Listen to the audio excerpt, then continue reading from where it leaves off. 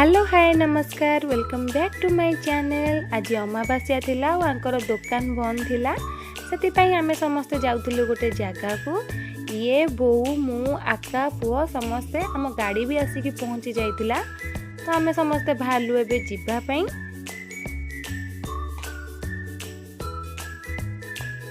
आमे जाइकी पहुंचीथिलु मो मम्मी बापा पाखे तो से माने भी आम सहित जाउथिले तो आमे समस्ते सांग होइकी बाहरी गलु।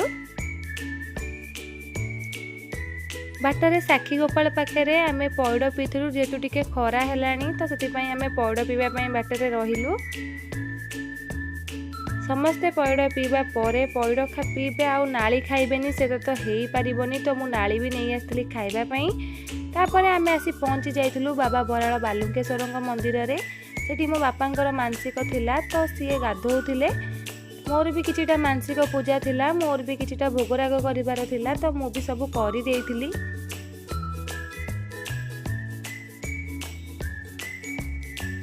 बहुत प्रत्यक्ष ठाकुर बाबा डाकिले ओ करंती तो तांको पाखकु जिबाटा जोग थिले ही हेई परिबो।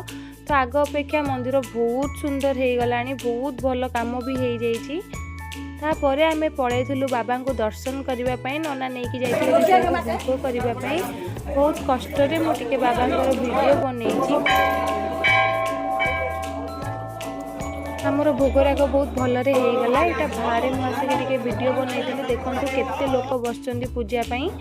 सरीबा परे आमे पळै आस्थिलु घर को।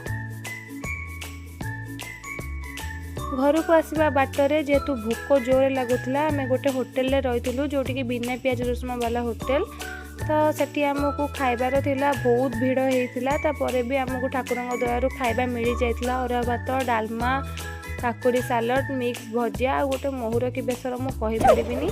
तो आम बहुत शांति रे खाई देकी पळै आसुलु घर को। आसवा बाटरे मो पुओ गोटे चॉकलेट खाउतला ताको मो मम्मी आउ ता माँ मागुले तो से टोटाल भी दौ नथिला। बहुत इयाडू सियाडू ताको मानकु कहउतला।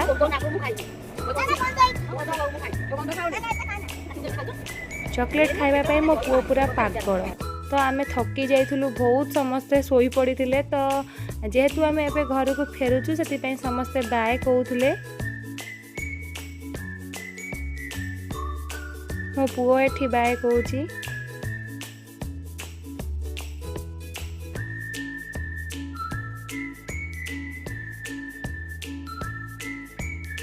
फाइनली आम घर को फेरुचु। रहुची वीडियो भल लगे लाइक शेयर सब्सक्राइब करेंगे। बाय।